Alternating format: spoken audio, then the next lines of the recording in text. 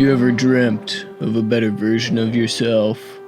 Well, today I'm going to tell you about a movie that shows you why you should not try to pursue a better version of yourself. The grass is not always greener, and it creates monstrosities, okay? Do not try to pursue it, but oh my goodness, this movie, is very disturbing, and I'm still trying to understand what in the world I just watched. What was this movie? Anyways, I am a dude, so I don't think I'm the best person to talk about beauty standards. But this movie was amazing, and I loved a lot of it. I mean, it was very disturbing to watch at some points, but I think that there's a lot to talk about, and I just wanted to talk about it and try and review a movie. So let's dive right in. Spoilers ahead. So the overarching theme was on the process of aging out women in Hollywood. And if you look at every single TV show, movie, even live TV, there's zero representation of women over the age of 50. The director, Coralie Farge, did a great job of wanting to express this in a movie, and boom. Complementing that thought, the men in this film, I mean, the old white men of Hollywood, very stereotypical, but it was it's real. I think this movie did a great job of showing how much of a problem it is that they only care about how you look, how your body looks. And the head honcho of that was Dennis Quaid's character. He was an absolute creep. Every time he walked, he was he was just very odd. And one of my favorite scenes was the shrimp scene where he's sorry you had to see that, but he was just grotesquely mutilating the shrimp, ripping off the tail, everything. And it's a great metaphor for what this film is about, because shrimp, you don't eat the head, you just eat the body. You only care about the body of the shrimp.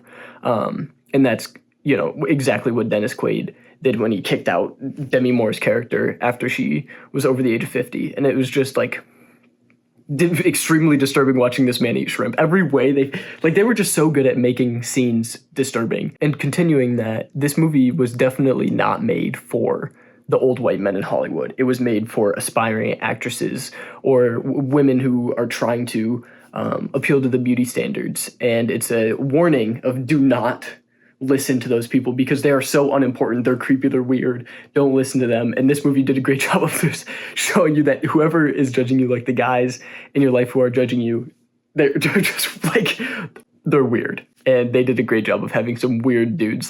Fred, he was just a creep. So there were a lot of different ththings you can take from Demi Moore's character arc in this film. First, comparison is the thief of joy. When Demi Moore's character was ready to go out, or on her date with Fred, she walked out and she saw the billboard of Sue. It was just a heartbreaking scene of her not being confident in her own appearance and eventually standing up Fred, which Fred was a kind of a creep anyway, so it's okay.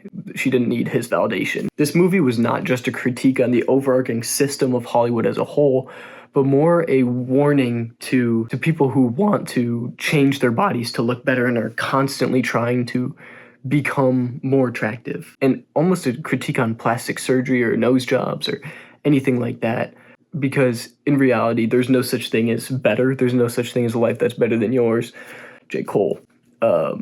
Sorry. And you should not have to change the way you look to impress others. Just as I was saying earlier, if you need to change the way you look to impress others, you don't want those people in your life. And I think this movie was just so good in that aspect. Trying to be perfect and just being more comfortable and accepting your own skin. When you get other skin, I mean, it just, monstrosity happens. And that's what I'm going to talk about next. So Monster Elisa Sue, I have no idea what in the world that was. That was very disturbing, but I'm going to do my best. I think it was just the result of this insane standard of beauty in Hollywood, how it creates this extremely unhealthy mindset for every actress who has to deal with it, and it brings out the worst in everybody and creates monstrosities like Elisa Sue.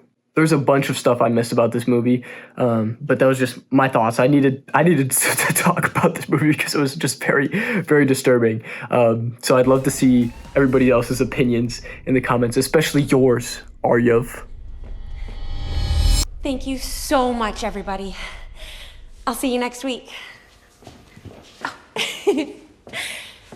And in the meantime, take care of yourself. She forgot to say, take care of yourself, because she herself is not taking care of herself. She's currently crawled up on her bathroom floor. In a hallway that used to be full of Elizabeth Sparkle posters, there is now none. It just shows how fast Hollywood moves on from these older female actresses. My name's Will. I want to learn more about movies. So if you have any other movies that you think are good, please leave them in the comments below. And yeah.